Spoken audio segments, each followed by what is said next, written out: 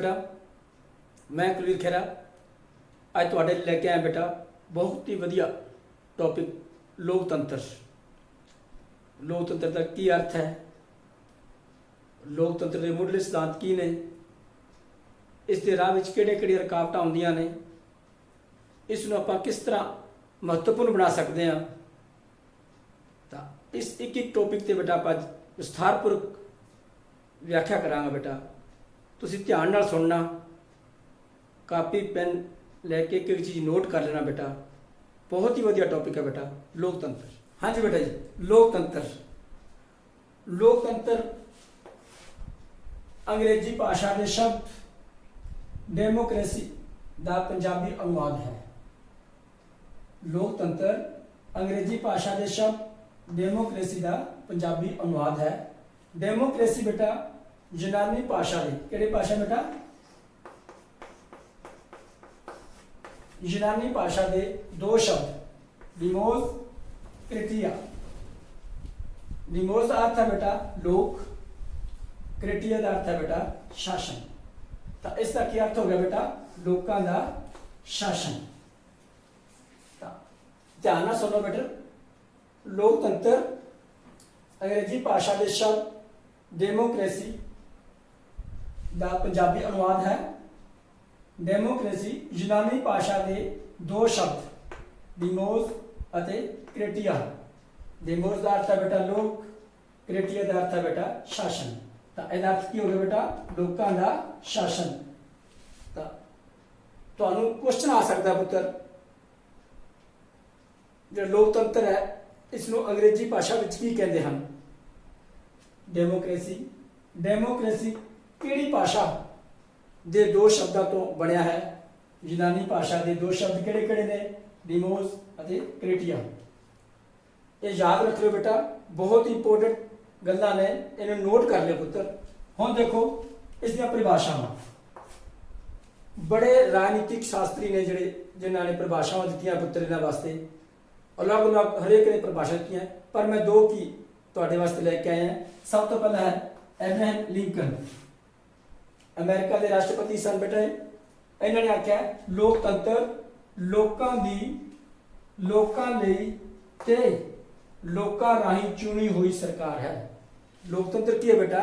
लोकां दी, लोकां लई अते लोकां राही चुनी हुई सरकार है। एक किसने आख्या सी बेटा? एब्राहम लिंकन ने। एक और है बेटा सिले। इन्होंने क्या आख्या?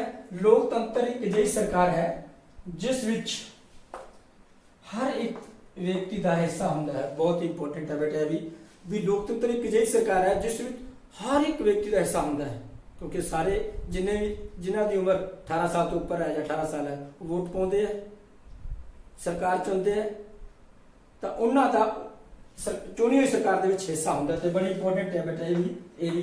तो हुण बेटा लोकतंत्र का अर्थ परिभाषावां तुहानूं पता लग गया। हुण अगे आपां करांगे बेटा दा मुढ़ला सिद्धांत की ने। हाँ जी बेटा जी, मुढ़ले सिद्धांत। मुढ़ले सिद्धांत की होंदे बेटा? नंबर एक, लोकतंत्र सारे व्यक्तियों नूं विचार प्रकट करन, आलोचना करन अते दूजिਆਂ नाल असहमत होने का अधिकार दिंदा है। लोकतंत्र की है बेटा? सारे ही व्यक्तियों नूं अपने विचार प्रकट करन, दूजिਆਂ की आलोचना करन, दूजिਆਂ नाल सहमत ना होना ਦਾ ਸਾਨੂੰ अधिकार दिंदा है। ਇਹਦਾ ਮੁੱਢਲਾ ਸਿਧਾਂਤ है कि ਅਸੀਂ अपने विचार प्रकट कर सकते हैं, ਅਸੀਂ दूजिਆਂ की आलोचना कर सकते हैं ਅਤੇ दूजिਆਂ ਨਾਲ सहमत भी नहीं हो सकते। ਇਹ ਸਾਨੂੰ लोकतंत्र के मुੱਢਲੇ ਅਧਿਕਾਰਾਂ ਦਿੱਤਾ ਗਿਆ है। उस तो बाद लोकतंत्र सहनशीलता ਤੇ आधारित है बेटा। सब तो ਵੱਡੀ ਗੱਲ है बेटा लोकतंत्र ਦੇ ਵਿੱਚ सहनशीलता बहुत ज़्यादा दसी गई है भी लोकतंत्र ਤਾਂ सफल ਹੁੰਦਾ है। ਇਹਦਾ ਸਿਧਾਂਤ है ਮੁੱਢਲਾ कि सहनशीलता की ਵਰਤੋਂ ਕੀਤੀ ਜਾਵੇ। बहुत ज़्यादा महत्व दिता गया बेटा सहनशीलता नूं। उस तो बाद है बेटा लोकतंत्र विच झगड़िਆਂ ਦਾ हल प्रेरणा ਅਤੇ शांतिपूर्ण ढंग नाल किया जाता है। बेटा लोकतंत्र दे विच की है बेटा ਜਿਹੜੇ झगड़े है उन्हां ਦਾ हल प्रेरणा नाल ਅਤੇ शांतिपूर्ण ढंग नाल किया जाता है, ना कि बंदूकां गोलियां नाल किया जाता है बेटा। उस तो बाद चौथा आ गया लोकतंत्र हिंसात्मक साधन के विरुद्ध है, चाहे वो समाज भलाई के लिए क्यों ना वरते जाते हो। जो लोकतंत्र है बेटा ये मुढ़ले सिद्धांत की है कि हिंसा नहीं करनी, ਹਿੰਸਾ ਵਾਲੇ ਸਾਧਨ ਨਹੀਂ ਵਰਤਨੇ, ਚਾਹੇ ਉਹ ਸਾਡੀ ਸਮਾਜ ਦੀ ਭਲਾਈ ਲਈ ਅਸੀਂ ਕਿਉਂ ਵਰਤ ਰਹੇ ਹਾਂ, ਉਹ ਗਲਤ ਹੈ। ਉਸ ਤੋਂ ਬਾਅਦ ਬੇਟਾ ਲੋਕਤੰਤਰ ਇੱਕ ਅਜਿਹੀ ਸਰਕਾਰ ਹੈ ਜਿਸ ਵਿੱਚ ਪ੍ਰਭੂ ਸੱਤਾ ਜਨਤਾ ਕੋਲ ਹੁੰਦੀ ਹੈ। ਕਹਿੰਦੇ ਲੋਕਤੰਤਰ ਕੀ ਹੈ ਬੇਟਾ? ਲੋਕਤੰਤਰ ਇੱਕ ਅਜਿਹੀ ਸਰਕਾਰ ਹੈ ਜਿਸ ਵਿੱਚ ਕਿ ਪੂਰਾ ਦਾ ਪੂਰਾ ਜਨਤਾ ਨੂੰ ਅਧਿਕਾਰ ਹੁੰਦਾ ਹੈ। ਜੇ ਅਸੀਂ ਜਨਤਾ ਦੇ ਨਾਲ ਕੀਤੇ ਹੋਏ ਵਾਅਦਿਆਂ ਨੂੰ ਸਹੀ ਨਹੀਂ ਕੰਮ ਕਰਦੇ ਤਾਂ ਉਹ ਸਾਨੂੰ ਅਗਲੇ 5 ਸਾਲਾਂ ਬਾਅਦ ਬਦਲ ਸਕਦੀ ਹੈ। ਇਹ ਪੂਰਾ ਦਾ ਪੂਰਾ ਪ੍ਰਭੂ ਸੱਤਾ ਜਨਤਾ ਕੋਲ ਹੁੰਦੀ ਹੈ ਬੇਟਾ। ਉਸ ਤੋਂ ਬਾਅਦ ਬੇਟਾ 6ਵਾਂ ਹੈ ਲੋਕਤੰਤਰੀ ਸਰਕਾਰ ਸੰਵਿਧਾਨ ਅਨੁਸਾਰ ਕੰਮ ਕਰਦੀ ਹੈ। ਜਿਨ੍ਹਾਂ ਦੇਸ਼ਾਂ ਦੇ ਵਿੱਚ ਲੋਕਤੰਤਰੀ ਸਰਕਾਰ ਚੱਲਦੀ ਹੈ ਬੇਟਾ, ਉੱਥੇ ਉਹਨਾਂ ਦਾ ਸੰਵਿਧਾਨ ਬਣਿਆ ਅਤੇ ਲੋਕਤੰਤਰੀ ਸਰਕਾਰ ਹੈ ਉਸ ਸੰਵਿਧਾਨ ਦੇ ਅਨੁਸਾਰ ਹੀ ਕੰਮ ਕਰਦੀ ਹੈ, ਸੰਵਿਧਾਨ ਤੋਂ ਉਲਟ ਨਹੀਂ ਕੰਮ ਕਰ ਸਕਦੀ ਬੇਟਾ। ਉਸ ਤੋਂ ਬਾਅਦ ਅੱਗੇ ਹੈਗਾ ਬੇਟਾ ਲੋਕਤੰਤਰ ਵਿੱਚ ਬਹੁ ਗਿਣਤੀਆਂ ਦਾ ਸ਼ਾਸਨ ਹੁੰਦਾ ਹੈ, ਪਰ ਘੱਟ ਗਿਣਤੀਆਂ ਦੇ ਅਧਿਕਾਰਾਂ ਦਾ ਪੂਰਾ ਧਿਆਨ ਰੱਖਿਆ ਜਾਂਦਾ ਹੈ। ਕੀ ਬੇਟਾ? ਲੋਕਤੰਤਰ ਦੇ ਵਿੱਚ ਬਹੁ ਗਿਣਤੀਆਂ ਦਾ ਮਤਲਬ ਵੋਟਾਂ ਪੈਂਦੀਆਂ, ਅਸੀਂ ਨੇਤਾ ਨੂੰ ਵੋਟਾਂ ਪਾਉਂਦੇ ਆ, ਜਿਨ੍ਹਾਂ ਨੂੰ ਜ਼ਿਆਦਾ ਵੋਟਾਂ ਪੈ ਜਾਂਦੀਆਂ ਉਹਨਾਂ ਦਾ ਰਾਜ ਆ ਜਾਂਦਾ, ਜਿਹਨੂੰ ਘੱਟ ਹੁੰਦੀਆਂ ਉਹ ਵਿਰੋਧੀ ਪਾਰਟੀ 'ਚ ਬਹਿ ਜਾਂਦੇ ਆ। ਜ਼ਿਆਦਾ ਵੋਟਾਂ ਵਾਲੇ ਰਾਜ ਕਰਦੇ ਆ, ਘੱਟ ਵੋਟਾਂ ਵਾਲੇ ਵਿਰੋਧੀ ਪਾਰਟੀ 'ਚ ਬਹਿ ਜਾਂਦੇ ਆ। ਇਸ ਕਰਕੇ ਇਹਨੂੰ ਲਿਖਿਆ ਬੇਟਾ ਲੋਕਤੰਤਰ ਵਿੱਚ ਬਹੁ ਗਿਣਤੀ ਦਾ ਸ਼ਾਸਨ ਹੁੰਦਾ ਹੈ। ਜਿਨ੍ਹਾਂ ਨੂੰ ਜ਼ਿਆਦਾ ਵੋਟਾਂ ਪੈ ਗਈਆਂ ਬਹੁ ਗਿਣਤੀ ਉਹਨਾਂ ਦੀ ਹੈ, ਉਹਨਾਂ ਦਾ ਸ਼ਾਸਨ ਹੈ, ਪਰ ਘੱਟ ਗਿਣਤੀ ਜਿਨ੍ਹਾਂ ਨੂੰ ਘੱਟ ਵੋਟਾਂ ਪਈਆਂ ਉਹਨਾਂ ਦੇ ਅਧਿਕਾਰਾਂ ਦਾ ਪੂਰਾ ਖਿਆਲ ਰੱਖਿਆ ਜਾਂਦਾ ਹੈ। ਉਸ ਤੋਂ ਬਾਅਦ ਬੇਟਾ ਲੋਕਤੰਤਰ ਵਿੱਚ ਸਾਰੇ ਲੋਕਾਂ ਦੀ ਭਲਾਈ ਦਾ ਉਦੇਸ਼ ਛੁਪਿਆ ਹੁੰਦਾ ਹੈ। ਇਹ ਤਾਂ ਮੁੱਢਲੇ ਸਿਧਾਂਤ ਹੈ ਬੇਟਾ। ਲੋਕਤੰਤਰ ਦੇ ਵਿੱਚ ਸਾਡੇ ਸਾਰੇ ਲੋਕਾਂ ਦੀ ਭਲਾਈ ਦਾ ਉਦੇਸ਼ ਛੁਪਿਆ ਹੁੰਦਾ ਹੈ। ਜੇ ਲੋਕਤੰਤਰ ਸਹੀ ਢੰਗ ਤਰੀਕੇ ਨਾਲ ਚੱਲਦਾ ਹੈ ਤਾਂ ਸਾਡੇ ਸਾਰਿਆਂ ਦੀ ਭਲਾਈ ਹੁੰਦੀ ਹੈ। ਇਹ ਸੀ ਬੇਟਾ ਸਾਡੇ ਮੁੱਢਲੇ ਸਿਧਾਂਤ। ਹਾਂਜੀ ਬੇਟਾ ਜੀ, ਹੁਣ ਆਪਾਂ ਕਰਾਂਗੇ ਲੋਕਤੰਤਰ ਦਾ ਮਹੱਤਵ। ਲੋਕਤੰਤਰ ਦੇ ਵਿੱਚ ਬੇਟਾ ਕੀ ਕੀ ਸਾਨੂੰ ਵਧੀਆ ਲੱਗਦਾ ਹੈ, ਇਹ ਕੀ ਕੀ ਫਾਇਦੇ ਹਨ, ਉਹਦੇ ਵਿੱਚ ਕਰਾਂਗੇ ਬੇਟਾ। ਦੇਖੋ ਸਭ ਤੋਂ ਪਹਿਲਾ ਨੰਬਰ ਹੈ ਖੂਨ ਖਰਾਬੇ ਦੀ ਸੰਭਾਵਨਾ ਘੱਟ ਹੁੰਦੀ ਹੈ। ਲੋਕਤੰਤਰ ਦੇ ਵਿੱਚ ਕੀ ਹੈ ਬੇਟਾ? ਖੂਨ ਖਰਾਬੇ ਦੀ ਸੰਭਾਵਨਾ ਘੱਟ ਹੁੰਦੀ ਹੈ। ਪਹਿਲਾਂ ਕੀ ਸੀ? ਇੱਕ ਰਾਜੇ ਦਾ ਰਾਜ ਹੁੰਦਾ ਸੀ, ਦੂਜਾ ਰਾਜਾ ਆ ਕੇ ਉੱਤੇ ਹਮਲਾ ਕਰ ਦਿੰਦਾ ਸੀ, ਫਿਰ ਉਹਦਾ ਰਾਜ ਆ ਜਾਂਦਾ, ਮਹੀਨੇ 2 ਮਹੀਨੇ ਬਾਅਦ ਤੀਜਾ ਰਾਜਾ ਆ ਕੇ ਉੱਤੇ ਹਮਲਾ ਕਰ ਦਿੰਦਾ। ਖੂਨ ਖਰਾਬਾ ਬਹੁਤ ਹੁੰਦਾ ਸੀ। ਪਰ ਲੋਕਤੰਤਰ ਦੇ ਅੰਦਰ ਕੀ ਹੈ ਬੇਟਾ? ਖੂਨ ਖਰਾਬੇ ਨੂੰ ਬਹੁਤ ਘਟਾਇਆ ਗਿਆ, ਖਤਮ ਕੀਤਾ ਗਿਆ ਹੈ। ਉਹ ਕਿਵੇਂ? ਅਸੀਂ ਸਰਕਾਰ ਚੁਣਦੇ ਹਾਂ, ਉਹ ਆਪਣੇ 5 ਸਾਲ ਰਾਜ ਕਰਦੀ ਹੈ, ਸਾਡੇ ਲਈ ਕੰਮ ਕਰਦੀ ਹੈ। ਜੇ ਉਹ ਕੰਮ ਸਾਡੇ ਉਦੇਸ਼ਾਂ ਦੇ ਮੁਤਾਬਕ ਕੰਮ ਨਹੀਂ ਕਰਦੀ ਤਾਂ ਅਸੀਂ ਉਸ ਨੂੰ ਅਗਲੀਆਂ ਵੋਟਾਂ ਦੇ ਵਿੱਚ ਉਹਨੂੰ ਹਾਰ ਦਾ ਸਾਹਮਣਾ ਕਰਨਾ ਪੈਂਦਾ ਹੈ। ਇਹ ਦੂਜਾ ਪੁਆਇੰਟ ਹੈਗਾ ਬੇਟਾ ਦੇਸ਼ ਭਗਤੀ ਦੀ ਭਾਵਨਾ ਵਿੱਚ ਵਾਧਾ। ਹਾਂਜੀ, ਬੜਾ ਵਧੀਆ ਹੈ। ਸਾਡੇ ਅੰਦਰ ਕੀ ਹੈ? ਦੇਸ਼ ਭਗਤੀ ਦੀ ਭਾਵਨਾ 'ਚ ਵਾਧਾ ਹੁੰਦਾ ਹੈ। ਉਹ ਕਿਵੇਂ ਹੁੰਦਾ ਬੇਟਾ? ਅਸੀਂ ਜਦੋਂ ਵੋਟਾਂ ਹੁੰਦੀਆਂ ਆਪਦੇ ਪ੍ਰਤੀਨਿਧ ਚੁਣਦੇ ਹਾਂ, ਸਾਨੂੰ ਆਪਣੇ ਦੇਸ਼ ਨੂੰ ਧਿਆਨ ਵਿੱਚ ਰੱਖ ਕੇ ਅਸੀਂ ਉਹ ਪ੍ਰਤੀਨਿਧ ਚੁਣਦੇ ਹਾਂ ਵੀ ਅਸੀਂ ਆਪਣੇ ਦੇਸ਼ ਦੀ ਭਲਾਈ ਲਈ ਇਸ ਇਨਸਾਨ ਨੂੰ ਵੋਟਾਂ ਪਾਈਆਂ, ਇਹ ਜਾ ਕੇ ਸਾਡੇ ਦੇਸ਼ ਨੂੰ ਤਰੱਕੀ ਕਰੂਗਾ। ਤਾਂ ਸਾਡੇ ਵਿੱਚ ਕੀ ਹੈ ਬੇਟਾ? ਦੇਸ਼ ਭਗਤੀ ਦੀ ਭਾਵਨਾ ਵਾਧਾ ਹੁੰਦਾ ਹੈ। ਤੀਜਾ ਨੰਬਰ ਬੇਟਾ ਲੋਕਤੰਤਰ ਸਮਾਨਤਾ ਦੇ ਆਧਾਰਿਤ ਹੈ। ਇਹਦਾ ਮਤਲਬ ਕੀ ਹੈ ਬੇਟਾ? ਬਹੁਤ ਵਧੀਆ, ਜਿਹੜਾ ਲੋਕਤੰਤਰ ਹੈ ਉਹ ਸਮਾਨਤਾ ਤੇ ਆਧਾਰਿਤ ਹੈ। ਇਸ ਵਿੱਚ ਕਿਸੇ ਨਾਲ ਵਿਤਕਰਾ ਨਹੀਂ ਕੀਤਾ ਜਾਂਦਾ ਬੇਟਾ। ਮੇਰੇ ਕਹਿਣ ਦਾ ਮਤਲਬ ਅਮੀਰ ਅਤੇ ਗਰੀਬ ਦੀ ਵੋਟ ਦਾ ਇੱਕੋ ਜਿਹਾ ਮੁੱਲ ਹੁੰਦਾ ਹੈ। ਇਸ ਤਰ੍ਹਾਂ ਨਹੀਂ ਵੀ ਇਹ ਗਰੀਬ ਹੈ, ਇਹਦੀ ਵੋਟ ਦੀ ਕੀਮਤ ਘੱਟ ਹੈ ਤੇ ਅਮੀਰ ਦੀ ਵੋਟ ਦੀ ਕੀਮਤ ਵੱਧ ਹੈ। ਨਹੀਂ, ਲੋਕਤੰਤਰ ਅਮੀਰ ਅਤੇ ਗਰੀਬ ਦੀ ਵੋਟ ਦੀ ਕੀਮਤ ਇੱਕੋ ਜਿਹੀ ਹੁੰਦੀ ਹੈ, ਕਿਸੇ ਨਾਲ ਵਿਤਕਰਾ ਨਹੀਂ ਕੀਤਾ ਜਾਂਦਾ। ਇਹ ਸੀ ਬੇਟਾ ਸਮਾਨਤਾ ਤੇ ਆਧਾਰਿਤ ਹੈ। ਉਸ ਤੋਂ ਬਾਅਦ ਅਗਲਾ ਬੇਟਾ ਲੋਕਮਤ ਦੀ ਪ੍ਰਤੀਨਿਧਤਾ। ਬੜਾ ਸੋਹਣਾ ਪੁਆਇੰਟ ਹੈ ਬੇਟਾ, ਲੋਕਮਤ ਦੀ ਪ੍ਰਤੀਨਿਧਤਾ। ਅਸੀਂ ਵੋਟ ਪਾ ਕੇ ਆਪਣੇ ਪ੍ਰਤੀਨਿਧ ਚੁਣਦੇ ਹਾਂ। ਉਹ ਪ੍ਰਤੀਨਿਧੀ, ਧਿਆਨ ਨਾਲ ਸੁਣਨਾ ਬੇਟਾ, ਉਹ ਪ੍ਰਤੀਨਿਧੀ ਸਾਡੇ ਇੱਛਾ ਅਨੁਸਾਰ ਕਾਨੂੰਨ ਬਣਾਉਂਦੇ ਹਨ। ਉਹ ਪ੍ਰਤੀਨਿਧੀ ਸਾਡੀ ਇੱਛਾ ਅਨੁਸਾਰ ਕਾਨੂੰਨ ਬਣਾਉਂਦੇ ਹਨ ਅਤੇ ਦੇਸ਼ ਨੂੰ ਤਰੱਕੀ ਵੱਲ ਜਾਂਦੇ ਹਨ।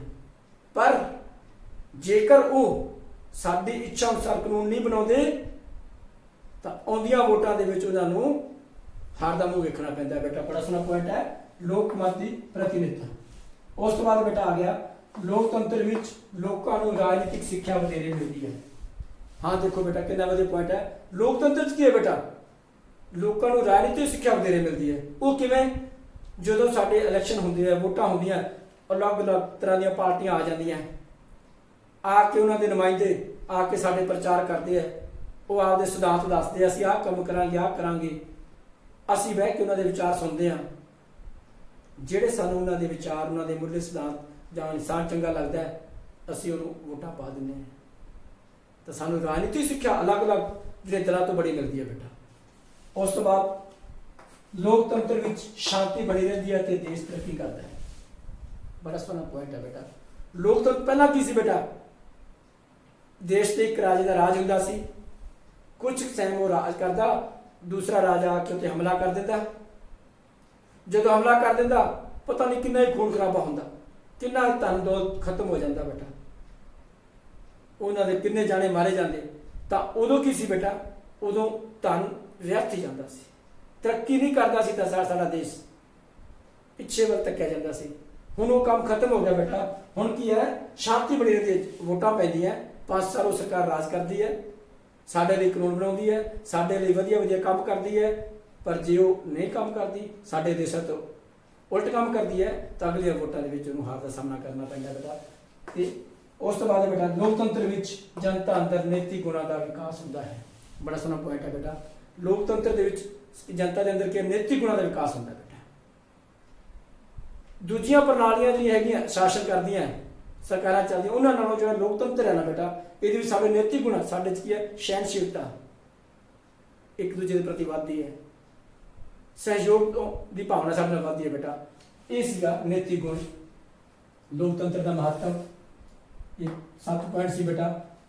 ਹੁਣ ਆਪਾਂ ਕਰਾਂਗੇ ਬੇਟਾ ਲੋਕਤੰਤਰ ਦੇ ਰਾਹ ਦੇ ਵਿੱਚ ਕੀ ਕੀ ਰੁਕਾਵਟਾਂ ਆਉਂਦੀਆਂ। ਹਾਂਜੀ ਬੇਟਾ ਜੀ, ਹੁਣ ਆਪਾਂ ਕਰਾਂਗੇ ਬੇਟਾ ਲੋਕਤੰਤਰ ਦੇ ਰਾਹ ਦੇ ਵਿੱਚ ਰੁਕਾਵਟਾਂ। ਇਹਦੀਆਂ ਰੁਕਾਵਟਾਂ ਬਹੁਤ ਜ਼ਿਆਦਾ ਬੇਟਾ। ਲੋਕਤੰਤਰ ਨੂੰ ਸਫਲ ਬਣਾਉਣ ਲਈ ਇਹਨਾਂ ਰੁਕਾਵਟਾਂ ਨੂੰ ਦੂਰ ਕਰਨਾ ਪਵੇਗਾ। ਇਹ ਰੁਕਾਵਟਾਂ ਕਿਹੜੀਆਂ ਬੇਟਾ? ਸਭ ਤੋਂ ਪਹਿਲਾਂ ਆ ਗਈ ਬੇਟਾ ਅਨਪੜ੍ਹਤਾ। ਲੋਕਤੰਤਰ ਦੇ ਰਾਹ ਦੇ ਵਿੱਚ ਅਨਪੜ੍ਹਤਾ ਬਹੁਤ ਵੱਡੀ ਰੁਕਾਵਟ ਹੈ ਬੇਟਾ। ਅਨਪੜ੍ਹ ਵਿਅਕਤੀ ਇਹਨਾਂ ਪੜ੍ਹੇ ਲਿਖੇ ਲੋਕਾਂ ਦੀਆਂ ਗੱਲਾਂ ਨੂੰ ਸਮਝ ਨਹੀਂ ਸਕਦਾ। ਇਹ ਪੜ੍ਹੇ ਲਿਖੇ ਲੋਕ, ਤੇਜ਼ ਦਿਮਾਗ ਦੇ ਲੋਕ ਅਨਪੜ੍ਹ ਵਿਅਕਤੀ ਨੂੰ ਭੋਲਾ ਭਾਲਾ ਸਮਝ ਕੇ ਉਸ ਤੇ ਬਹੁਤ ਜ਼ਿਆਦਾ ਆਪਦੇ ਸ਼ਾਤਰ ਦਿਮਾਗ ਦੇ ਗੁਣਾਂ ਦੀ ਵਰਖਾ ਕਰ ਦਿੰਦੇ ਹੈ, ਤੇ ਉਹ ਇਹਨਾਂ ਦੀਆਂ ਗੱਲਾਂ 'ਚ ਨਹੀਂ ਹੁੰਦਾ, ਉਹ ਆਪਣੀ ਵੋਟ ਦਾ ਸਹੀ ਇਸਤੇਮਾਲ ਨਹੀਂ ਕਰ ਸਕਦਾ ਬੇਟਾ। ਤੇ ਇਹ ਲੋਕਤੰਤਰ ਦੇ ਰਾਹ ਦੇ ਵਿੱਚ ਬਹੁਤ ਵੱਡੀ ਰੁਕਾਵਟ ਹੈ।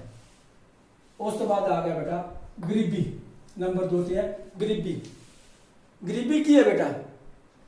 ਅਨਪੜ੍ਹ ਵਿਅਕਤੀ ਕਦੇ ਤਰੱਕੀ ਨਹੀਂ ਕਰ ਸਕਦਾ। ਅਨਪੜ੍ਹ ਵਿਅਕਤੀ ਗਰੀਬੀ ਵੱਲ ਜਾਊਗਾ, ਤਾਂ ਗਰੀਬੀ ਹੈ, ਇਹ ਵੀ ਲੋਕਤੰਤਰ ਦੇ ਰਾਹ 'ਚ ਬੜੀ ਵੱਡੀ ਰੁਕਾਵਟ ਹੈ ਬੇਟਾ। ਅਨਪੜ੍ਹ ਜਿਹੜਾ ਸਾਡਾ ਨਾਗਰਿਕ ਹੈ ਜਾਂ ਵਿਅਕਤੀ ਹੈ, ਉਹ ਕੀ ਹੈ? ਆਪਦੇ ਮੁਤਾਬਕ ਕੰਮ ਕਰਦਾ ਹੈ, ਆਪਦੇ ਮੁਤਾਬਕ ਆਪਦੀ ਘਰ ਨੂੰ ਗ੍ਰਸਤੀ ਚਲਾਉਂਦਾ ਹੈ। ਉਹ ਪੜ੍ਹੇ ਲਿਖੇ ਲੋਕਾਂ ਦੇ ਵਿਚਾਰਾਂ ਨੂੰ ਸਮਝ ਨਹੀਂ ਸਕਦਾ, ਹੌਲੀ ਹੌਲੀ ਗਰੀਬ ਹੁੰਦਾ ਜਾਂਦਾ ਹੈ। ਅਤੇ ਗਰੀਬ ਜਦੋਂ ਹੋ ਜਾਂਦਾ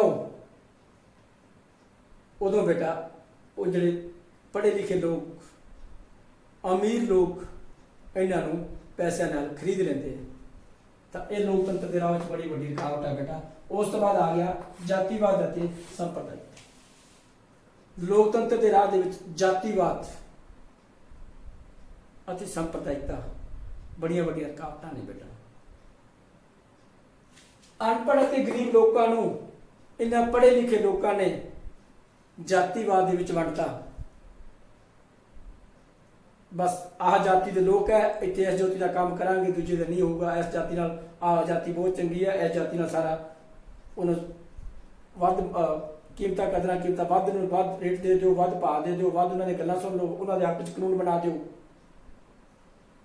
ਆਹ ਲੋਕ ਮਾਰੇ ਜਾਂਦੇ ਨੇ ਜਾਤੀਵਾਦ ਦੇ ਵਿੱਚ। ਤੇ ਇਹ ਬਹੁਤ ਵੱਡੀ ਬੇਟਾ ਰੁਕਾਵਟ ਹੈ। ਉਸ ਤੋਂ ਬਾਅਦ ਆ ਗਿਆ ਬੇਟਾ ਖੇਤਰਵਾਦ।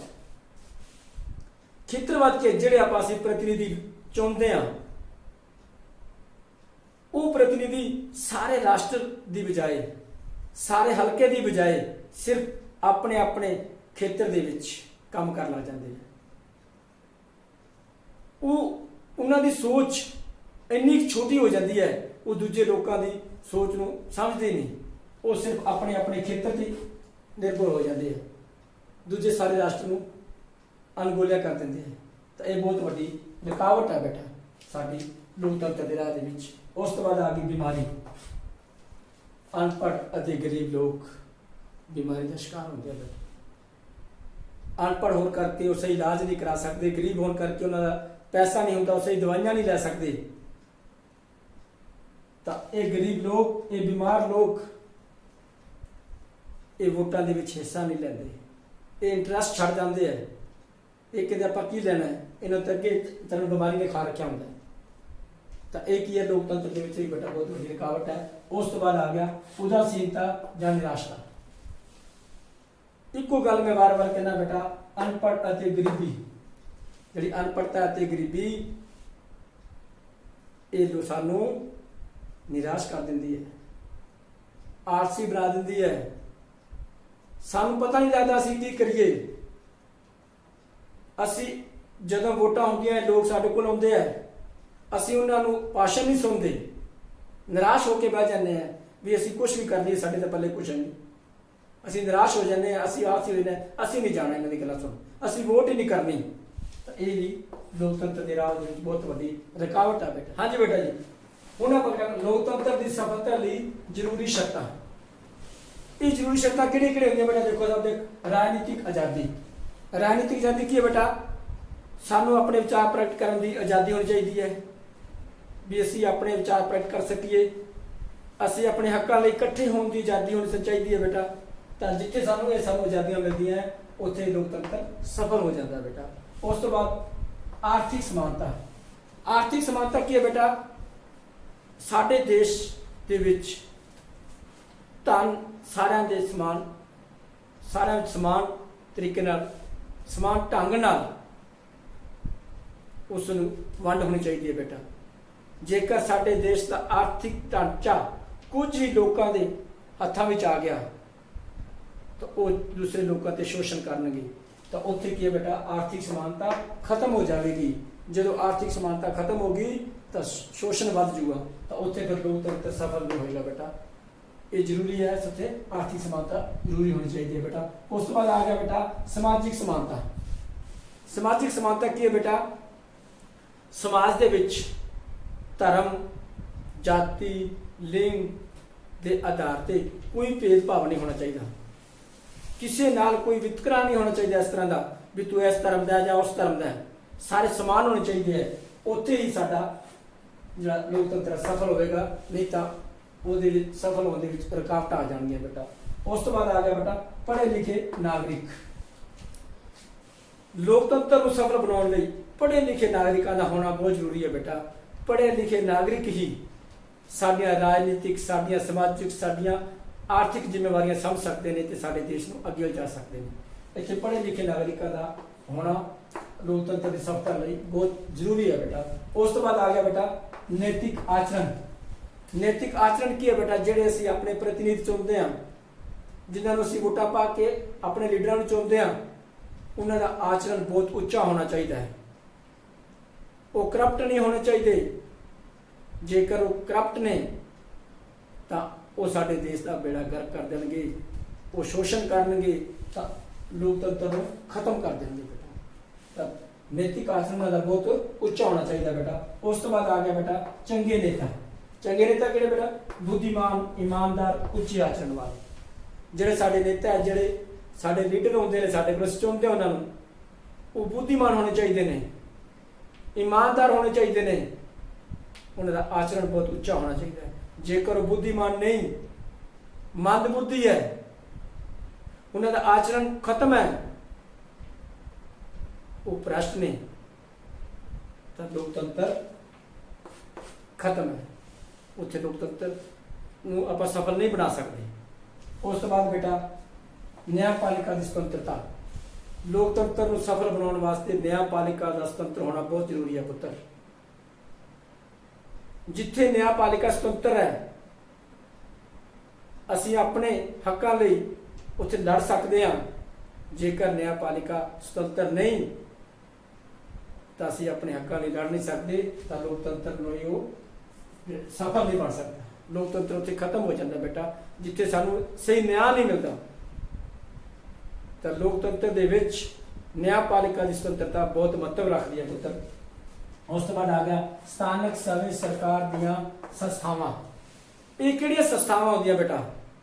ਗ੍ਰਾਮ ਪੰਚਾਇਤ, ਬਲਾਕ ਸਮਿਤੀ, ਜ਼ਿਲ੍ਹਾ ਪਰਿਸ਼ਦ, ਨਗਰ ਪਾਲਿਕਾ। ਇਟਲੀ ਲੈਵਲ ਤੇ ਛੋਟੀਆਂ ਛੋਟੀਆਂ ਪਿੰਡ ਤੋਂ ਸ਼ੁਰੂ ਹੁੰਦੀਆਂ ਇਹ ਸੰਸਥਾਵਾਂ। ਜਿਹੜੀਆਂ ਸਾਨੂੰ ਲੋਕਤੰਤਰ ਦੀ ਪਹਿਲੀ ਪੌੜੀ ਤੋਂ ਅਸੀਂ ਚੜ੍ਹਨਾ ਸਿਖਾਉਂਦੀਆਂ ਨੇ। ਇਹਨਾਂ ਦੀ ਬਹੁਤ ਮਹੱਤਵਪੂਰਨ ਭੂਮਿਕਾ ਬੇਟਾ ਇਸ ਨੂੰ ਸਫਲ ਬਣਾਉਣ ਵਿੱਚ, ਲੋਕਤੰਤਰ ਨੂੰ ਸਫਲ ਬਣਾਉਣ। ਅੱਗੇ ਆ ਗਿਆ ਬੇਟਾ ਸਿਧਾਂਤਾਂ ਤੇ ਆਧਾਰਿਤ ਸੰਗਠਿਤ ਰਾਜਨੀਤਿਕ ਦਲ।